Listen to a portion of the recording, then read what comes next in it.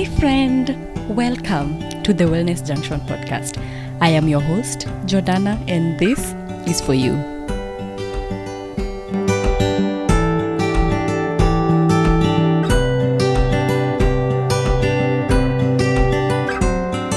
We've all had moments in life when we were going through a tough situation and we shared with someone, not because we wanted them to help us fix the issue or encourage us or to show us the light at the end of the tunnel, but because we wanted them to sit with us in the darkness of the tunnel and assure us that they see us, they hear us, and are doing the best they can to understand us right where we are.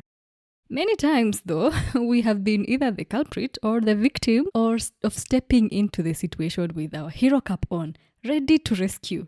We want to provide answers or a solution, and if we have none, we at least try to give hope or encouragement, anything to help fix the situation, right? As I say this, I know you're already feeling the cringe with me because people are not always looking for answers or fixes or even encouraging words sometimes, even when they're sharing the toughest experience.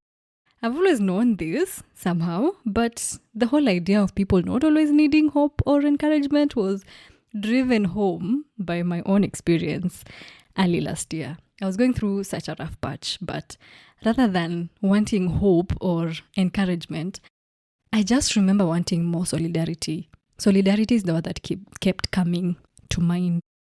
I particularly felt very angry and I didn't want someone to help me calm down. Nilikuwa nataka kufeel hiyo hasira initoke.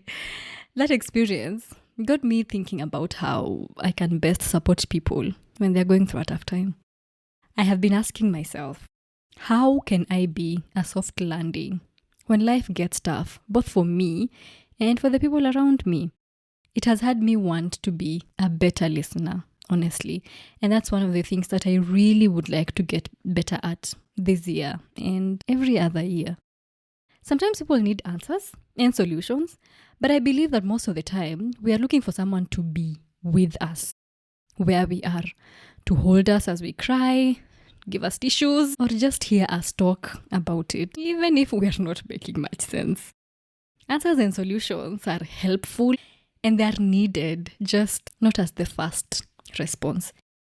If they're a fast response, they can always feel shallow and even frustrating, especially if you feel like the person you're talking to hasn't even listened long enough to hear the whole story, the full undivided presence and attention of a person.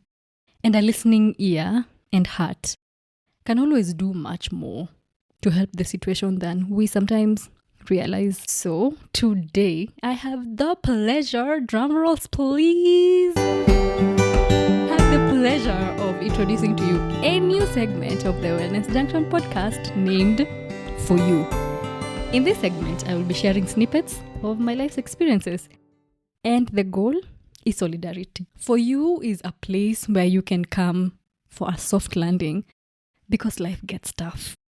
It's not the here's how I made it and 5 steps you can take to make it to type of pep talk. It's more like I have been here before and I am here to be with you right now and to listen to you so that you feel less alone. It will be me speaking, but I hope that as I share from my experiences and as I reckon with those experiences, that you will feel heard in your own experience and in your own situation so that you can feel less alone when you are processing through life. So it's not your average pep talk. For You is the most fitting name for this segment because as I share with you these highlight reels from my life, I am honestly hoping that you truly feel like these episodes meet you right where you are, that they are for you. Also, I would like for you to know that I am for you.